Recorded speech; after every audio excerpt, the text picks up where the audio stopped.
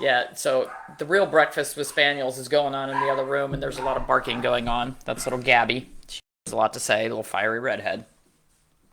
You're on time and watching live. Uh, Virginia folks are ready for morning activity. Yeah, you guys are. You're up and at 'em early every day. So this is just a minor rant today, but I got an email yesterday um, about an older dog who was straining to urinate and potentially could have a urinary tract infection. So went to the veterinarian. They did some blood work and an exam and put the dog on antibiotics. Okay. No, I'm still in the cat room. Uh, so no urinalysis, no x-rays of the bladder, no ultrasound of the bladder, no nothing. So we have no idea what the urine of this dog looks like. We don't know if we have blood in the urine. We don't know if we have bacteria in the urine. We don't know if we have crystals or stones. We don't know if we potentially have a cancer. It's a smaller, old dog who is straining to urinate. So we just randomly pick an antibiotic off the shelf. No evidence that an antibiotic is necessary.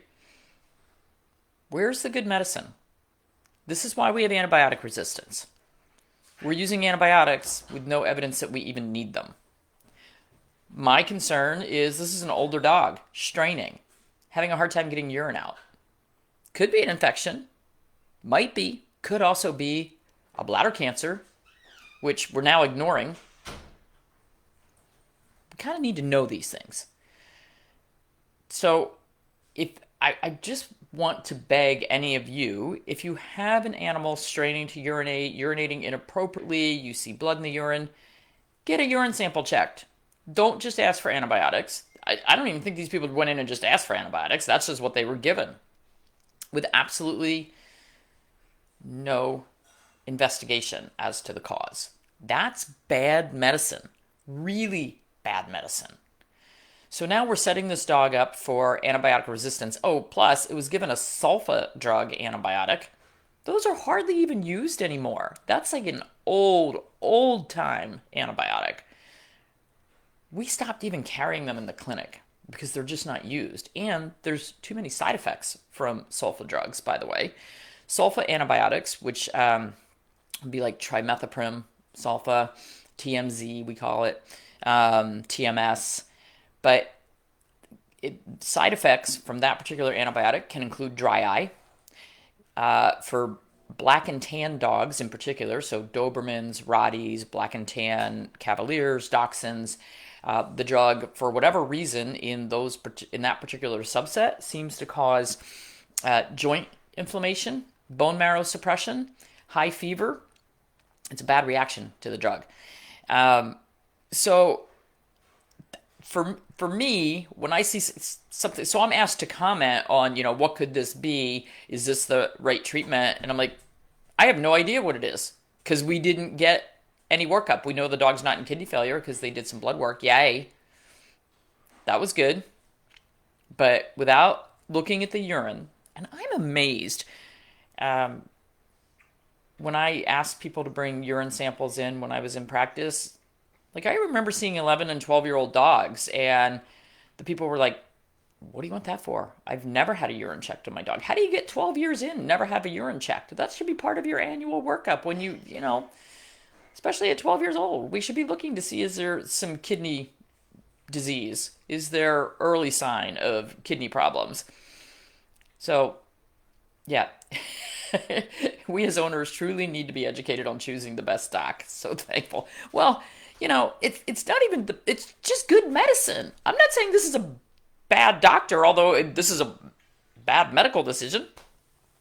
I don't know. I don't know.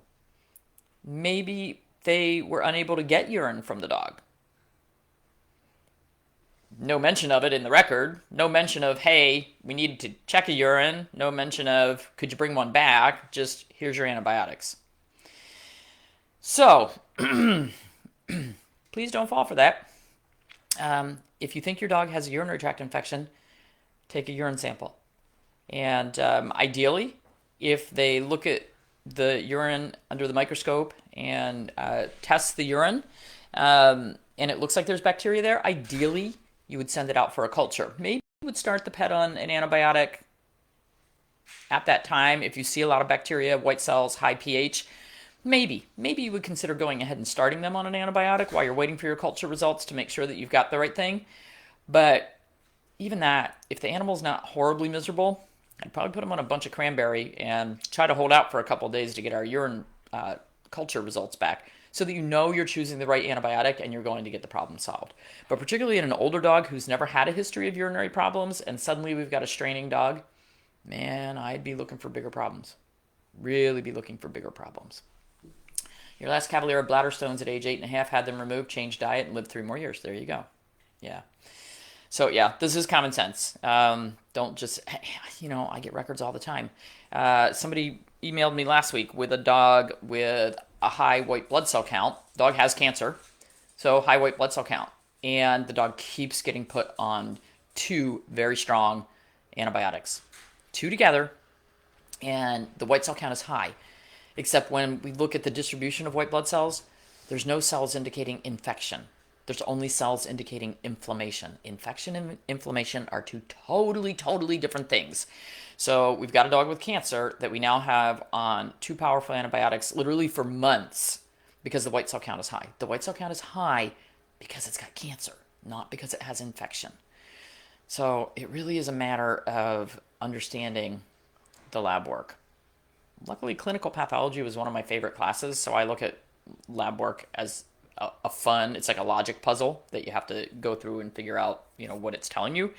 But unfortunately, very often I do see antibiotics used just because the white cell count is up with no indication that there's an infection going on. So the key there is when you look at the white blood cell count distribution, there should be something called band cells, B-A-N-D. In order for it to be an infection and not just inflammation, the band cells should be over 1,000. And if they're not, it's probably not an infection. It's probably something inflammatory, and you better look for something else going on. Okay.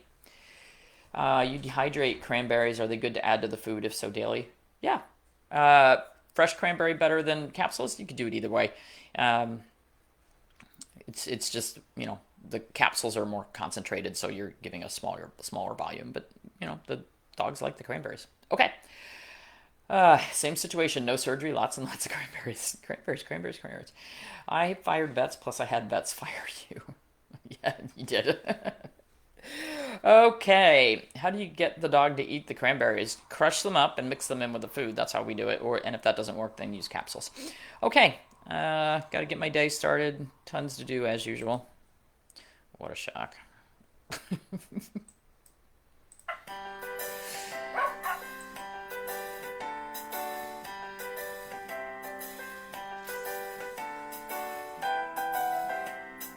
Nope, Dr. Royal is not taking new clients. A lot of the holistic vets are not.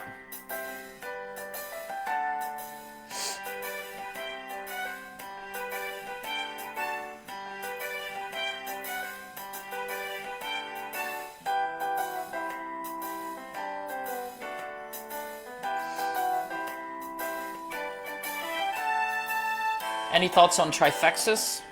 Yeah, I wouldn't use it.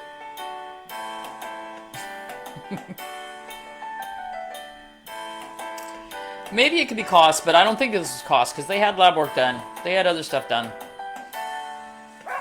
Your analysis needed to be done.